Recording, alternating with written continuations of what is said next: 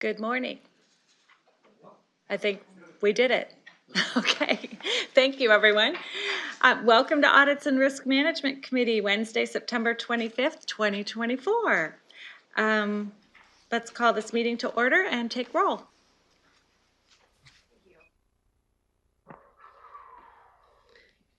For the Director of Finance, Ms. Whitaker. For the State Controller, Ms. Gallegos. Mr. Tang. Here. For the State Treasurer, Mr. Henning. Here. Chairperson Bradford, do you have a quorum? Thank you so much. And may I please read a statement, Please. brief statement? Thank you. The CalSTRS board meetings are live web streamed, video archived, and available to the public on calstrs.com. Individuals who wish to address the board should wait for the 10-minute public comment period at the end of the agenda item the speaker wishes to address. For comments not pertaining to a specific agenda item, there will be an opportunity for additional statements at the end of the open session. Each speaker is allowed a maximum of 3 minutes to comment. However, if there is not enough time for each speaker to have 3 minutes, the timing will be at the discretion of the chair. Thank you. Thank you very much. Item number 1, approval of the agenda. So moved. Second. All those in favor? Aye. Opposed? Aye. Abstentions? Okay, the agenda has been approved, and we have minutes to approve from May 1st, 2024. So moved. Motion to approve the minutes. Second. All those in favor of approving the minutes? Aye. Opposed? Aye. Okay, thank you. That's minutes and agenda. So on to action items. Number 3, Audit Services Charter. Ms. Dietz. Good morning. Let's see if the slide comes up. This item is to request approval of our Audit Services Charter, the revisions we made to that. And I have a presentation. Oh, there we go. Just to give a little bit of background, Audit Services adheres to internal auditing standards that are published by the Institute of Internal Auditors, the IIA. And those standards are guidance for the professional practice of internal auditing. So in January 2024, the IIA revised and created new standards for internal audits that are more prescriptive, and they require more documentation and provides expected support that we would want from the audit committee, as well as senior leadership. Oops, wrong one. Okay. So one of those standards require, and that hasn't changed, that we develop an audit chart, internal audit charter, and that's our Audit Services Charter. So because of the revisions in the standards, we are bringing forth a revision to the Audit Services Charter, and the first revision was in 2012, and the most recent was in 2020. So it is my responsibility to make sure I review that each year and then provide you with any updates that I propose for approval. So the circumstances that would require a change would be notable change to the standards, which occurred, any changes to the organizational structure, to senior leadership, to the ARM committee, to the organization's strategy, risk profile, or any new laws and regulations that would impact our audit services. So in this case, as I said, there was a major revision to the standards. So therefore, we made some significant changes to our Audit Services Charter. And we aligned our charter to the newly released IIA Model Internal Audit Charter. And also we looked for opportunities to streamline the requirements that would align with and support our audit services goals and objectives, as well as conform with the standards and continually improve. So therefore, I just thought I'd highlight a few areas. As you see, it's in the whole item is in your package, but we did update our mission. We did that a few years ago and waited for this opportunity to share it with you all. And that is just, made it more concise and clear and palatable. So when we discuss it with our business partners, it also aligns with the IIA mission. Then we also added a purpose statement that clarifies audit services value. And then we added some responsibilities, technology-based audits and other data analytics, to ensure that we fulfill our mandate, our plan, and we continually improve, as well as the new requirement of a strategic plan and performance objectives. Then we also strengthen our communications with the ARM committee and senior leadership to include our strategic plan and our progress. So you'll see that plan in November, as well as formally declare confirm our independence as a program, and then also have more discussions on our quality assurance and improvement program. So in your package, you'll see attachment 1 is our proposed audit services charter. Attachment 2 is that IIA model internal audit charter, and then the attachment 3 is that prior charter. Happy to answer any questions you have.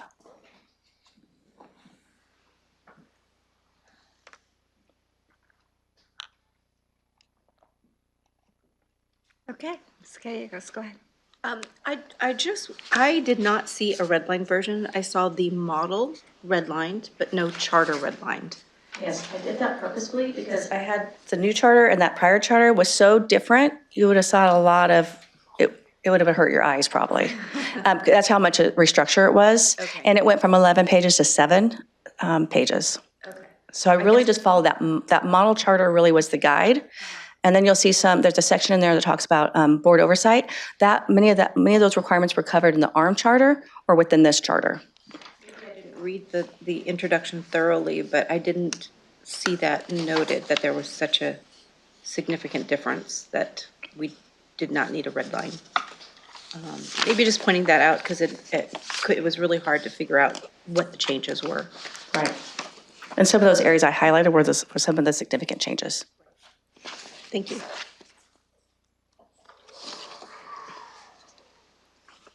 Okay, Ms. Whitaker? Hi, good morning. I might have missed it, but when is implementation date? So they were effective January 2024, but when will CalSTRS start? January 2025. Oh, 2025, So okay. we're trying to get ahead of the game. So we did the ARM charter, this charter, and then in November, we'll be discussing more of those requirements, and you'll see the strategic plan in there. Okay, so any audits? January 2025 and beyond will follow new standards. Anything that hasn't been closed out will follow old standards. Correct. Okay, great, thank you.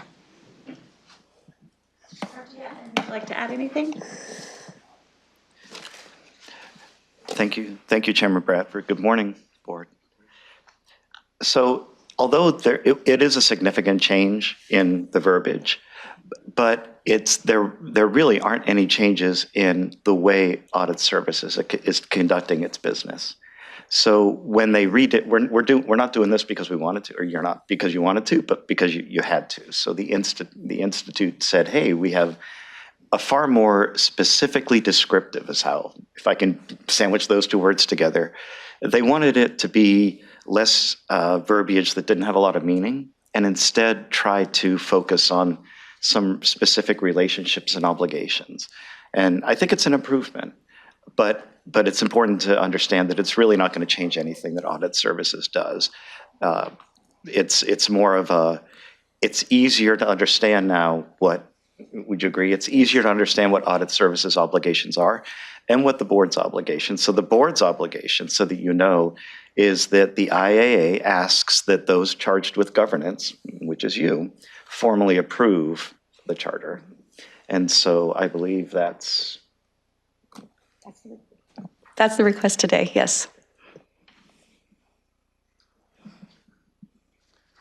Are there any public comments? There are no public comments on this item. Okay, then this is an action item to approve the Audit Services Charter. I would entertain a motion. I'll go ahead and move it. Motion to approve. Okay, all those in favor? Aye. Opposed? I'm not sure if, Patrick, I didn't hear a vote. Are you, okay, thank you. Aye. I wasn't looking either, thank you. Okay, motion carries, thank you so much. That brings us to information items, number 4. Compliance and Ethics Hotline Report. Ms. Bashaw and Ms. Dean.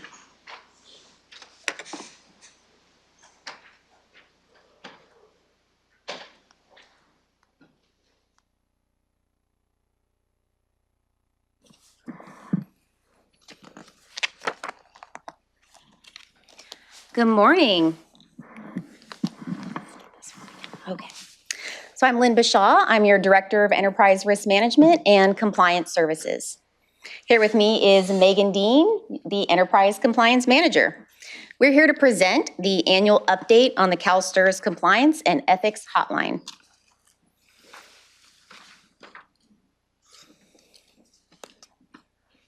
To provide some background on the hotline, it was established in early 2020. It's hosted by a third-party vendor, Navex, and is available online or by phone 365 days a year, 24/7. The purpose of the hotline is to provide a place to report compliance or ethics violations anonymously and confidentially. The benefits of having a hotline include supporting a compliance culture and fostering an environment of integrity. It also reinforces our code of conduct and our core values. Some examples of issues to report through the hotline include those listed on the screen, such as pension abuse, conflicts of interest, and policy violations. What not to report through the hotline are general member service issues, as those should be referred to the contact center. So how to file a report? Here are some examples of ways that you can file a report. External parties can file through the Contact Us link located on the CalSTRS.com homepage. CalSTRS employees can file a report through a link on our internal intranet site called Central. And reports can also be filed by calling the phone number listed here. So what happens when you file a report? Within 12 hours of a report being filed, Navex will notify General Counsel, who will promptly review the matter. Reports of pension abuse are assigned to the Compensation Review Unit for resolution.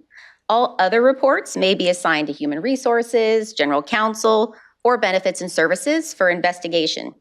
It depends on the nature of the report.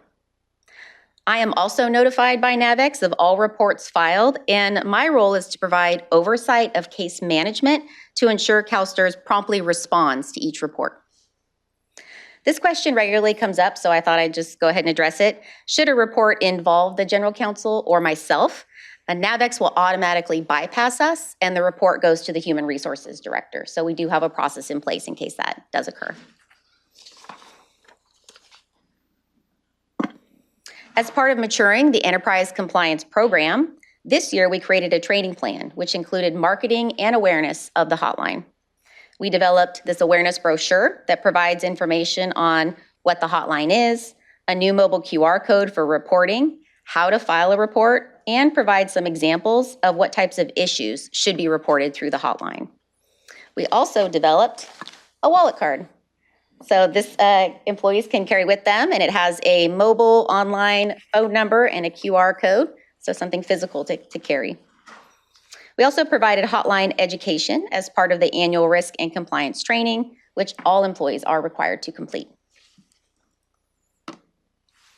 This slide shows the number of reports received since the hotline's inception.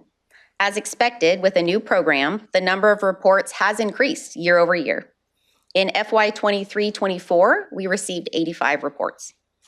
Some of the causes for the increase include the increased marketing campaign, and we also received a number of duplicate reports. We also noted that the Contact Us page on the CalSTRS.com site lists the Compliance and Ethics Hotline as the first option to contact us or to report. So we're reevaluating the placement on that page to see if maybe that's not the best spot for it, maybe put it a little bit further down on the list. So this slide shows the types of reports we received in FY 23-24. You'll note that a large portion of the reports we received are categorized as other. These are primarily member service inquiries. Examples include change of address questions, inquiries about member payments, and change of beneficiaries. They were not what we would consider complaints of ethics or compliance concerns. So this slide shows the summary of outcomes for closed reports in FY 23-24. You'll note that several of the reports were referred to other business areas. It's important to note that the General Counsel follows up on these referrals in case the business area requires any legal advice and to ensure good quality customer service. I also want to draw your attention to the 2 reports listed as blank. When we were gathering the data for this presentation, we found that some of the data was incomplete. We worked with the business areas to update the data, and this has since been corrected. We've also instituted a process to review the closed cases on a monthly basis to ensure the data has been entered into the system. This is exactly why it's important to have an assurance function like your enterprise compliance function so that we can identify these issues and resolve them before they become a problem. Some accomplishments from the hotline this year. We worked with CalSTRS Equal Employment Office to develop their own intake form. We developed and marketed hotline awareness materials, worked with enterprise risk management to provide annual compliance training, and provided supervisor training on compliance topics. Some of our continuous improvement efforts include developing and updating procedures and user guides, providing case manager training, and refining reporting categories. This concludes my presentation, and we're available for questions should you have any. Okay, Ms. Gallegos. Thanks. So in your report, you note that all reports were promptly routed to the appropriate business area for resolution. I'm guessing that's the bar chart that you showed earlier. Are there any issues that are outstanding that we should be concerned about that are not resolved, not just from a routing perspective, but from addressing the concern? Thank you for the question. That's Sorry, one there's more? Okay. Yeah. It'll just be easier if I tell you all of it. And then I noticed there were a few that were over a year old as well. Can you address how many of those there are and what is the issue with getting those resolved? Yeah, thank you for the question. We often have cases that may take a little bit longer just due to the nature of the report itself. And so general counsel follows up on those on a regular basis to ensure the business area is still working on it, that it's still processing it. But sometimes if they involve specific issues, I don't want to get too much into it, but they may take a longer time. But we are monitoring it, and I don't have any concerns with any of the open cases that are currently still being worked. Mm-hmm.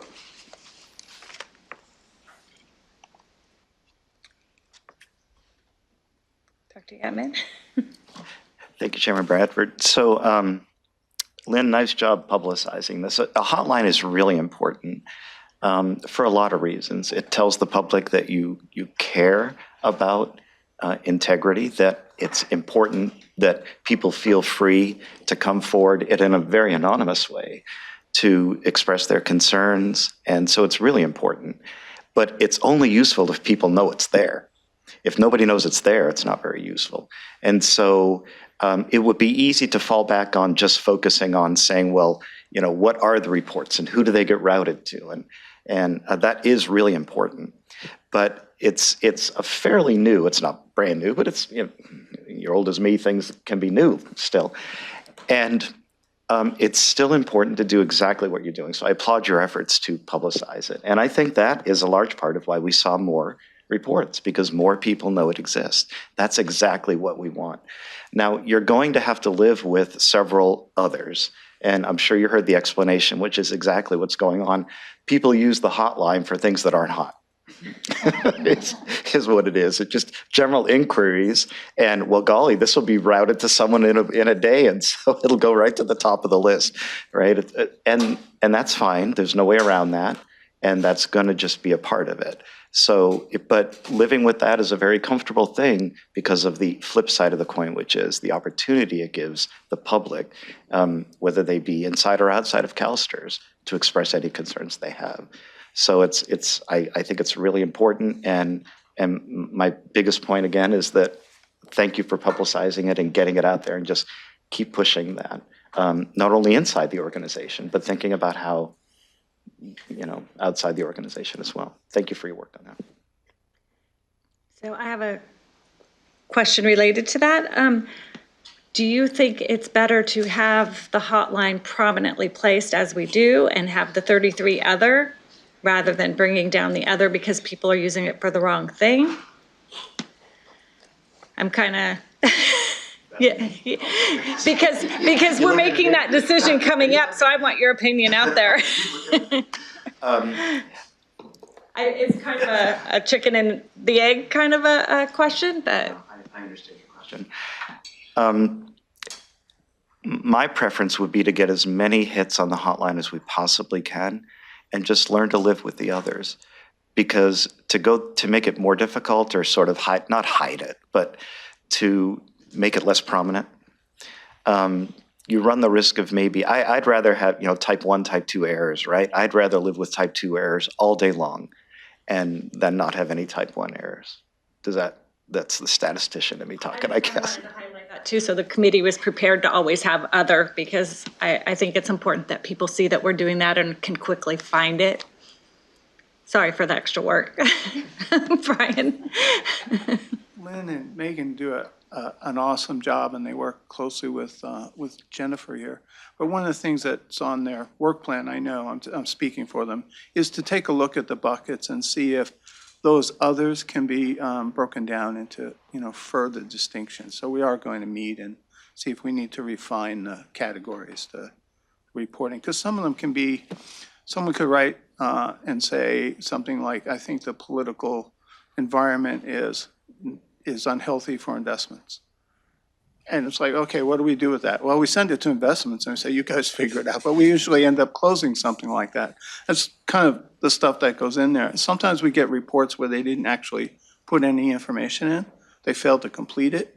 And so we want to track that. So they're doing a great job of tracking it. But I think that's one of the conversations that Lynn is generating that we're going to have is, can we divide up? So maybe we might catch some of the others in a new category. But that's work to come. They're doing a great job. That sounds great. No, we've come a long way. Thank you all. It's been lots of progress very quickly. Are there any further questions on item number 4? Any public comment? There are no members of the public in the queue. Okay, great. Thank you so much. We will move on to item number 5. 2024 6-month audit plan results and fiscal year 24-25 audit services update. Welcome. So this is a information item that we're presenting on the results of our 6-month audit plan. Just wanted to provide a reminder that we switched from a audit plan that was on calendar year to a fiscal year. So to bridge that gap, our committee approved a 6-month audit plan, and we'll provide the results of that. Here with me today is Chris Wall, who will present on the employer audits audit plan, and then Roseanne Oyoung will present on the internal audit plan.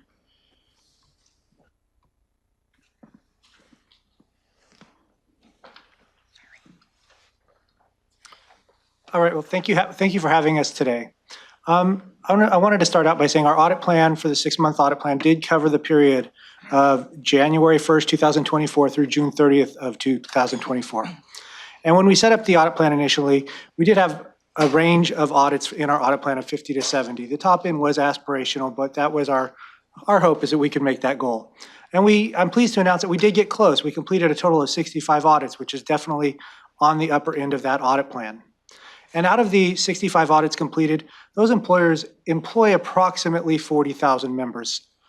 And we also identified in that time 97 new audit findings. The next chart shows the employer type. This is a breakdown of what types of employers were audited during our audit plan. And then the next part was the audit type. These are the types of audits. Most of them are limited scope. But what I wanted to point out here is the majority of our audits in this audit plan were special pay audits, 44 of them total. And you'll see on the next slide that that's really going to translate to the types of audit findings that we identified. And on this slide, we really have probably 2 main primary findings. The first one is non-creditable compensation. We had 29 findings related to that. And really what that is when we looked at the types of special pays, we just found that they didn't meet the definition of creditable compensation for one reason or another. The next finding that was most prominent was the extra duty earnings. And this is an issue where we found that the extra duty earnings being reported were reported as special pay. However, really, they should have been reported to us as an additional assignment rather than extra duty earnings. Those are probably the 2 most common types of findings that we did run into. And then it kind of takes us to the results of our the audit resolution process. And CalSTRS has a very robust resolution process where program area works closely with the employers to resolve all audit findings that we encounter. And then our employer audits team validates that the findings have been properly closed. And so in that 6-month period that we looked at, a total of 102 audit findings were resolved, meaning that or the program area told us that they were completely resolved properly. We reviewed them and we agreed, and we did close those findings. But as I mentioned previously, we had 97 new findings in this audit plan. And as you can see in progress, there's 94 from the current year. That means 3 of them already have been resolved. So that's why that number is a little different, as 3 of those would fall in the resolved category. However, we still do have 141 audit findings that are over a year old. And a big reason why we have that many findings over a year old are some changes to the regulatory process or the statutory process where now employers are required to identify all impacted members for every single audit finding. Well, that takes time to resolve. So once we get the list of all of the impacted members, program area doesn't give it to us as being resolved until they're done, which is why that number is up to 141. They're being worked on without a doubt. It's just taking a little more time because it probably has more impacted members. Okay, I'll go ahead and hand it over to Roseanne Ouyang, who's the Assistant Director of Internal Audits. Good morning. I'm pleased to report that Internal Audits has completed the audits in the 2024 6-month audit plan. I'd like to acknowledge the Internal Audit team for this accomplishment, as well as recognize the business areas for their cooperation. As a result of the completed audits, Internal Audit identified 16 findings. In orange are the 10 key findings where the areas did not have sufficient risk mitigation. 3 of those address third-party risk and contract compliance, most of which have been resolved. The findings have been resolved, and 3 were from the audit of pension solution, where management has taken action and resolved as well. And 4 of those require system changes, which require a bit more time to address those findings. Internal Audit has a robust finding resolution process whereby we work with the business areas and monitor the finding status until resolution. Also, I'd like to highlight how the completed audits provide broad coverage against enterprise risk as well as align with the strategic plan goal. For additional detail on the 6 audits that were completed, please see Agenda Item 5, Attachment 2. Internal Audit also validated that 14 outstanding findings were resolved, and of the 32 that remain in progress, 8 are over a year old, of which 5 are key findings.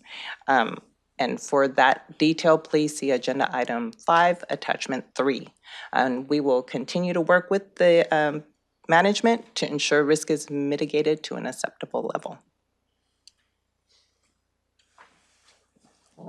So with the 6-month plan completed, I just wanted to give you a quick update on our fiscal year plan. We're working on our standards, making sure we do a gap analysis, so we're ready to conform by January, as well as continue to work with HR on a data analytics or data solutions team that focuses on information technology and data analytics that align with the standards and leading practices, as well as the audit plan. We continually assess risks, current risks, to make sure our plan is relevant and addressing the organization's needs.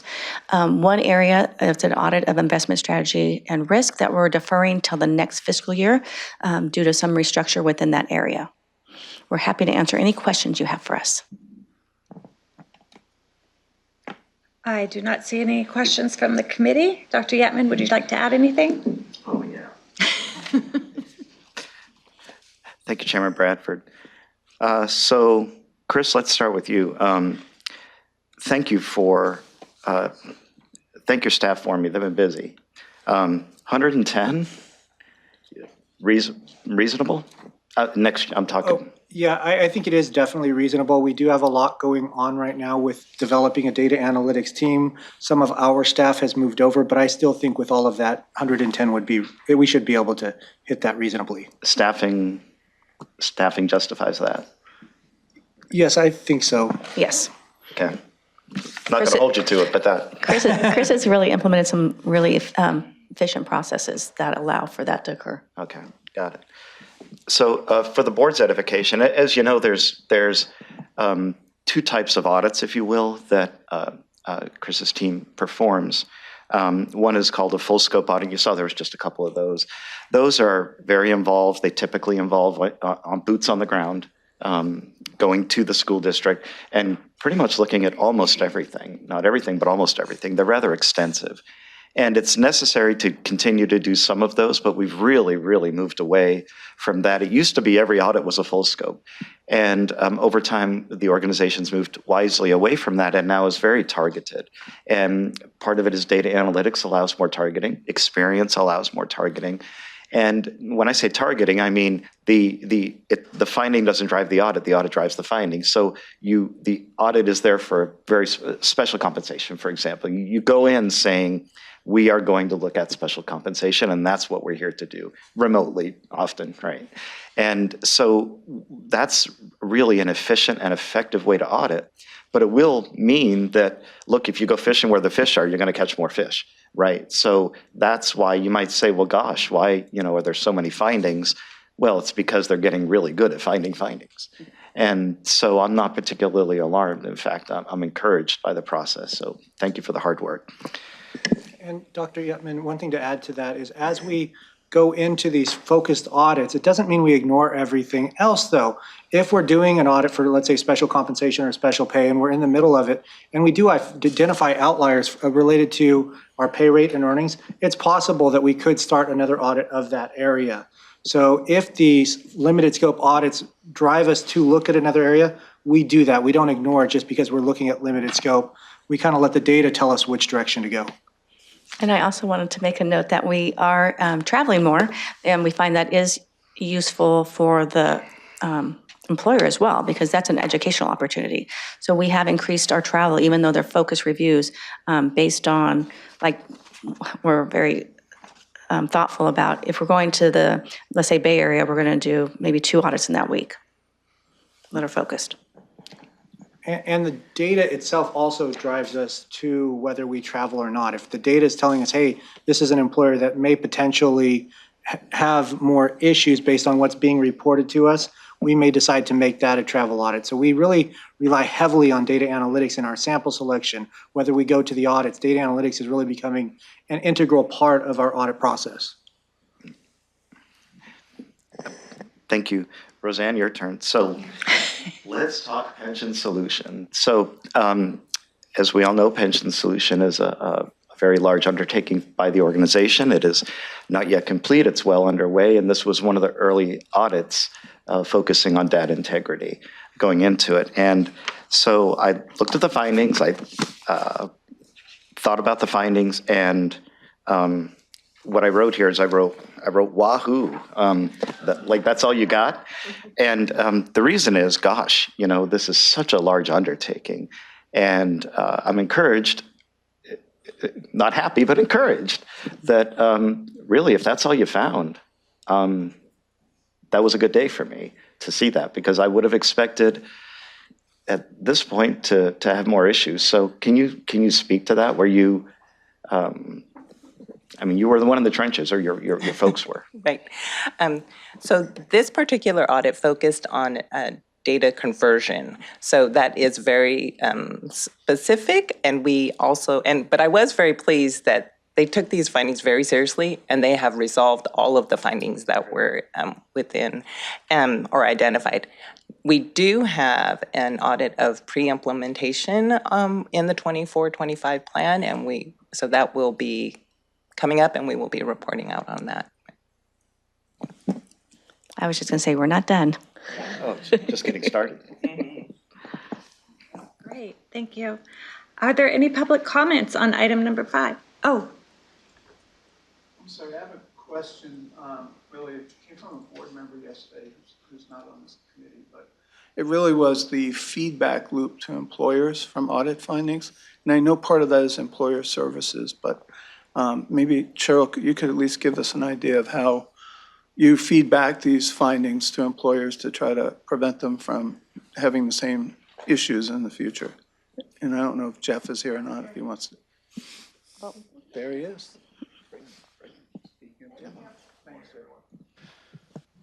Jeff Zimmer, Director of Employer Services. Thank you, Brian, for teeing that up. What happens after an audit is that Audit Services hands it over to the audit resolution team in Employer Services. And every audit gets a special consultation with that employer, discuss every finding in that audit. So, and then we do that because there's two main reasons. The first is we want to tell the employer, hey, this is what you found. This is what we found, and here's how you correct it to ensure that you know how to do it properly for now, and then get education about how to do it in the future, of course. The second main reason is with the changes from AB 1667, all members that are systemically affected by an audit, so every member that has a finding in an audit from an employer gets a letter that says these are the findings that impact you, and here's the final audit report. So not only do we educate the employer because they need to know what happened so they can correct it prospectively, we also offer training all the time. But also we've learned that the employer is the first line for member inquiries. So if we talk to the employer and explain what happened in the audit and all of the findings, they're more equipped to deal with their members, our members, their employees, coming to them saying, can you explain this to me? If the district understands what those findings are, they can tell the member, hey, this is what happened, here's how we're going to correct it. Because that, and we sent something like 13,000 letters to members based on the findings that these districts had. And we received in the neighborhood of 350 to 400 direct member inquiries to the audits resolution team because we take those phone calls. So you can see that the breadth of members that are impacted by these findings and then how it gets funneled down to us in terms of escalated inquiries. That employer is the first line of answering questions. So Brian, a little bit deeper than maybe your board member colleague asked, but that is in a nutshell what we do to ensure that the employer both knows how to correct it, what the problem was, and how they can understand it in case an employee of theirs comes to them and asks a question about what does this mean to me? And we're always there to backstop it in case we get an escalated inquiry from the member. And Jeff, the other part of the inquiry was, how do you get the word out to other employers if it's a finding that may be common across school districts? We publish now. Also, as a result of AB 1667, every audit is published on CalSTRS.com. So we want to make sure that employers are aware of what common audit findings are. They can look at the details of every final audit that audit services completed, and then they can look at that and learn from those. So we also incorporated, Chris mentioned the special compensation versus additional assignment is like the top thing. And Chris mentioned non-creditable compensation. There's distinctions between 2% at 60 and 2% at 62. And it's a little bit confusing about what's creditable for which group of members. So those types of things are what we punch in training and make sure that we highlight those things, the most common findings that we see, that audit services sees. And then, of course, we publish those audit findings so any employer can sample them and see what other districts have experienced in terms of their audits. You're welcome. Question. I was going to add to that real quick. Can we do at the end of our audit, before it's handed off to Jeff's team, is we do meet with the employer and do an exit as well. So on a one-on-one basis, we'll meet with them, we have an exit conference, but we only look at what's happened in the past. So based on that, we don't get into the resolution piece at all. So we'll tell them based on what we found, this is what's wrong. But that's where Jeff's team really has a valuable role because they're gonna work with them on the resolution. So they'd hear it from us and then we hand it off and then they're contacted by Jeff's team as well. So they really hear it a couple of times during the course of an audit. Jennifer? Thank you, Madam Chair. Thank you for all the work on the audit side. Couple questions. Of the 65 that are listed in the board materials, which one was the full scope audit? That's a good question that I'll have to get back to you. I don't okay. recall off the top of my head. I was just curious, based on a full scope audit, if more findings were found, because I know there's one here that had 7 findings, the West Contra Costa, so I thought maybe that might be the full scope. But so that was my first question. My second question is that I know that you guys have moved or shift from more focused and less full scope, but is there an intent to at least add a few more full scope as you move into the next fiscal year? So I'll stop there, and I have one other thing after that. Yeah, so on the full scope audit, we looked at so I don't recall what employer it was, but I do recall the general audit. There wasn't 100% full scope, and this kind of goes into your next question as well. Whenever we're looking at these, we do look at what are the areas of risk and what things come out of it, because sometimes there may not be a need. So I think in that particular audit, we looked at like 3 of the 4 areas that would normally be considered a full scope audit. So we scoped out one particular piece because it really didn't apply to the employer. But we still considered a full scope because I believe we looked at 3 areas that would have normally been audited. But as far as the next piece of, we don't really do a full scope audit anymore, but we let data drive us on what areas we do. So it could be that when we start looking at we do our risk assessment, we rank and score every employer that we have on whether they're high, medium, and low on different areas such as base compensation, which is your pay rate and earnings, or special pay, unused sick leave. And if they come out as high risk in multiple areas, we could perform multiple audits on those areas, which in many cases we'll do a field audit on it, and we'll do them in 1 week. So it feels more to them like it's a one audit, but we're really looking at multiple areas, so we'll consider them separate. So we're not doing, I would say we're phasing out doing a full scope audit unless it's a tip. Unless, for instance, program area or someone says, hey, can you look at this? We want everything looked at, we still could. But from our end, if that doesn't happen, we're not really doing them. But if the data drives us to look at all of the areas, we will look at them. We don't ignore them. And then the last thing is I'm glad to hear that you're moving away a little bit from hybrid back into the field. I've mentioned it many times as I sat here that I think it's incredibly important that the auditors are out there and they are, not only are they auditing, but they're also training and kind of mentoring and coaching the folks that are doing the work. And it makes it not as scary, I feel like, when they actually get to see you in person and they know that you're there to do a job, but you're also there to assist and help. So I do appreciate that you're moving in that direction because I think it's incredibly important.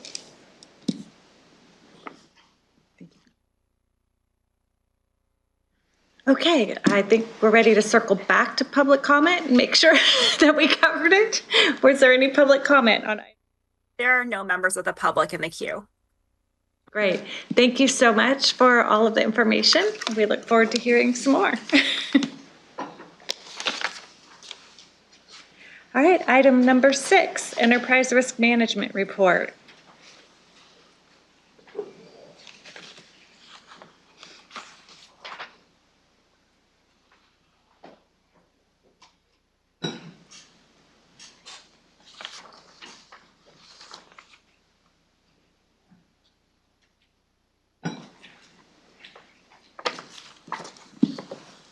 Good morning. Linda Shaw, your Director of Enterprise Risk Management. With me is Phil Burkholder, your Assistant Director of Enterprise Risk Management.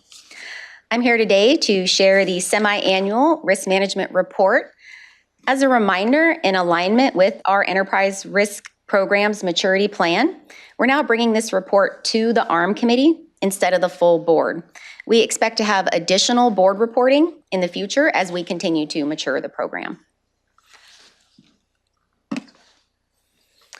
On the screen is attachment 1. This heat map represents the organization's enterprise risk assessment as of June 30, 2024. For this period, we had 4 risk categories that had changes, all downward, which is generally a good thing. I would characterize these changes as a normal part of evaluating and managing our risks.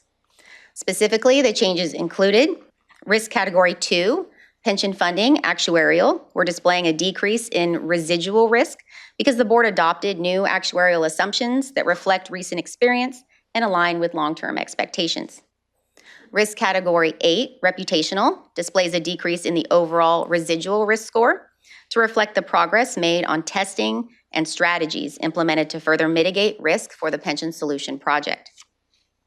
Risk category 9, transformational change. This displays a decrease in both the overall inherent and residual risk scores to reflect the progress and current phase of the pension solution project. For example, the project is on track to reach the implementation goal. New business subject matter expert resources have been onboarded, and vendor resources are performing as expected.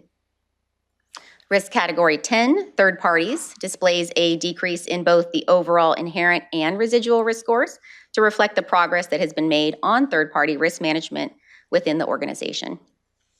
Details regarding each of the risk categories are part of the risk score report, which is attachment 2 of this item. Shifting to the next. Yes, go for it. With your permission, thank you. Can you go back one slide? Can you remind us, for those of us with a terrible memory, the difference between inherent and residual or leftover risk? Sure. Inherent risk is the risk that just exists in the universe, in our operations. And residual risk is the risk that's left over after we've implemented all of our internal controls. Sure. Any more? We're good? Okay, cool. All right, so shifting to the next slide is our emerging risk universe map. So this map has also been updated to represent the environment as of June 30, 2024. The emerging risks, specific changes include, we removed fraud risk vulnerability as the organization is actively managing this risk and it's no longer emerging. We relabeled evolving sociopolitical expectations to increasing political polarization as there's a higher number of global elections occurring in comparison to past election cycles. More than 60 countries around the world are holding national elections. And it also recognizes our own highly polarized election here in the US. We moved geopolitical disruptions to within the 1-year band as the war in Ukraine and tensions in the Middle East continue, and the looming threat of China invading Taiwan is ever present. We removed generative artificial intelligence, technology services, enterprise risk management, general counsel, and enterprise strategy management have engaged in efforts to actively manage this risk. You'll see this risk represented in the risk score report in future presentations. Under existential risks, we renamed Shift in Pension Fund Investment Management to Shift in Pension Fund Management, as it more broadly captures the administrative piece of managing a pension fund rather than focusing solely on the investment component. Due to the actions of the Federal Reserve, we removed hyperinflation as this has become less of a concern. Staff are continuously exploring potential emerging risks and are monitoring the risks we have already identified. Before I conclude, I did want to take just a few minutes to reiterate the overall structure of our enterprise risk program and briefly highlight how often the board receives risk information. Back in 2013, the board directed staff to create this enterprise risk management or ERM program using a decentralized model. The idea was that the ERM team would own the risk management framework, which includes risk identification, risk rating, and the reporting processes. But ownership of the actual risks would remain with the business areas. Essentially, this model keeps ownership of the risks with the staff that have the best understanding of the risks that face their business area, the potential effects, and how to implement the necessary mitigations. The semi-annual ERM report I just shared is the compilation of the work that those risk owners do all year long. But it's important to keep in mind that this isn't the only risk report that you receive. Most of the risk categories on this heat map also have their own reporting to the board. They just might not call them risk reports. And I'll give you a few examples. The board receives reports from the actuaries a few times a year about what we have on the heat map as categories 2 and 3, pension funding actuarial and pension funding contribution rates. For example, in the spring of each year, the actuarial team presents you with the valuation report and makes recommendations to you regarding contribution rate decisions and the status of the funding plan. In November, they also present their review of funding levels risk report. While only one of those reports has risk in the title, I assure you these risks have a lot of information, or these reports have a lot of information about managing the organization's risks. In addition, the regular reporting you receive from the pension solution team about that project is very much risk-based. These reports you receive directly from staff and your consultants. On the heat map, we call this category 9, transformational change. And one more example, each year you also receive reports about our financial statements from our financial services team and our external auditors. These reports don't necessarily use the word risk in the title, but these reports show the effectiveness of the internal controls used to manage CalSTRS financial reporting risks. And this is represented here as category 5. These are just a few examples of where you regularly receive risk information directly from the risk owners. And again, this is by design. I hope these examples have provided some background and some context on the holistic nature of how risk is managed here at CalSTRS. And that concludes my prepared remarks. We're available for questions should you have any. I do not see any questions, but thank you so much for that breakdown and explaining everything so well. We appreciate that. Dr. Gatman? Thank you, Chairman Bradford. It's really, it makes me happy to see this risk function maturing and coming along methodically and systematically. Lynn, thank your staff. All your staff? Right. And I really enjoyed the presentation of how you discussed the risk ownership, right? Lynn Bashaw is not own all the risk in the organization, but it is a central point of focus. And it provides a means for someone to be thinking about not just existing risks, but potential future risks, even things that may sometimes sound wacky or strange, but someone's got to sit down and think of these before they show up on your windshield. And so that's the goal. And I really liked how you discussed and how the risk ownership should be closest to those who are in a position to mitigate the risk. And that's the right place for it to be. And that the organization has been dealing with this forever. It's just, it wasn't always formally called risk. So it's not like, oh, all of a sudden now you have a risk mitigation structure. No. You have had that. It's just what this is doing is it's putting some formal structure to it and putting someone in charge whose job it is to keep their eye down the road to see what could be coming up. So it's not every organization, not every pension, not every business has risk formally done this way. So it really is a position of leadership. And so it warms my heart to see this growing. And I think it's grown responsibly and carefully. And so thank you for that. Okay, no further questions from the board. Are there any public comments on item number 6? There are no members of the public in the queue. Okay, thank you. Item 7 is review of information requests. I don't believe we had any. I believe that there was one from Ms. Whitaker. I noted that Ms. Whitaker requested more information regarding the employers that were subject to the 2 full scope audits. That was my understanding. I did ask. Yes. Perfect. Number 8 is the draft agenda. Is there anything you wanted to highlight, Cheryl? So November is the big results of the financial statement audit. So that's the bulk of your meeting. Also, if applicable, a management letter. Fingers crossed that's not going to happen, but you know, we'll wait and see. Last year was the first year we did not have a management letter in a while, so that was nice. Lynn will provide ERM and compliance services maturity plan progress, as well as, it's a short but an educational item on the global internal audit standards and how it relates to the ARM committee. Looking forward to that. Around with you. Yeah. I need one of those. I'll order one for you. Okay, great. Are there any statements from the public? There are no members of the public in the queue. Great. That concludes our Audits and Risk Management meeting for today. We are a little bit ahead of schedule, so investments will start at 10:15, not 10:25. So we'll see you back at 10:15. Thank you, everyone, for your great reports.